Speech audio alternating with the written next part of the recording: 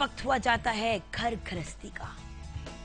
And हमारा ये वाला जो सेगमेंट है इसमें हमारे साथ हैं साहिरा एहसन। अस्सलाम वालेकुम साहिरा, कैसी हैं आप? बिल्कुल ठीक, आप सुनाएं। मैं बिल्कुल ठीक ठाक हूँ। आप इंटीरियर डिजाइनर हैं, करेक्ट? जी जी। एंड इंटीरियर डिजाइनिंग एक बाकायदा एक प्रोफेशन है। अक्सर लोग जो होते हैं वो हमारे मुल्क में, आपको पता है कि 2-3 घर करके वो डिसाइड कर लेते हैं कि वो इंटीरियर डिजाइनर। तो इंटीरियर डिजाइनर बनने के लिए क्या प्रोसेस होती है?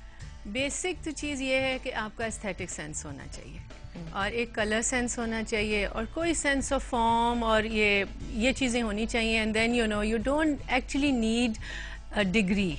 If you have a degree it would be best, but अगर आप इसके पे भी कर लें, जैसे I am really not qualified, I don't have a proper degree from any educational institute, but I been doing it 15 years। और आप रिसर्च भी करती हैं और लेटेस्ट ट्रेंड्स को फॉलो करती हैं। मेहनत तो करनी पड़ती है। आप लोगों की पढ़ाई जरूरी नहीं है कि वो कागज पेपर वाली पढ़ाई हो, वो एक फर्क लेवल की पढ़ाई होती है।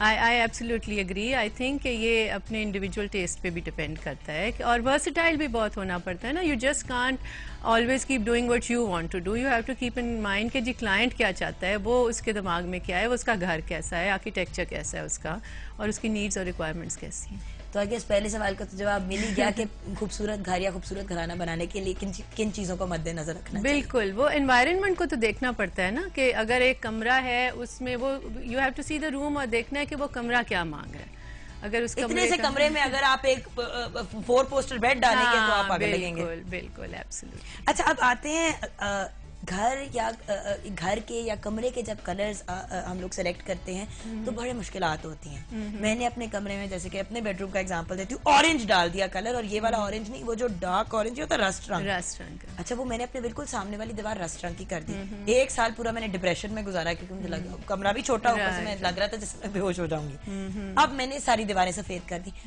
लेकिन जब इंसान कमरे को कोई कलर करने लगता है तो किन चीजों को ज़हन में रखना चाहिए? देखिए, एक तो कमरे का साइज बहुत जरूरी है कि you have to consider that. एक ये है कि सीलिंग हाइट, अगर सीलिंग हाइट ज़्यादा है तो then you can do a lot of things which you can't do अगर बिल्कुल आजकल जैसे लो फॉल सीलिंग वगैरह कर देते हैं, स्पॉटलाइट्स वगैरह होती हैं, तो उसमें बहुत रिस्ट्रिक्शन हो जाती है। एक ये आपने देखना होता है कि विंडो कहाँ है और कितनी बड़ी है।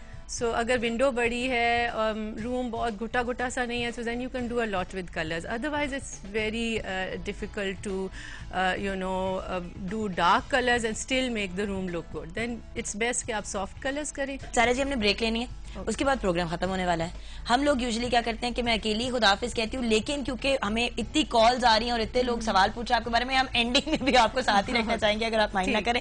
एंड कुछ और भी मेरे पास भी सवाल है। सो एक छोटी सी ब्रेक ले लें।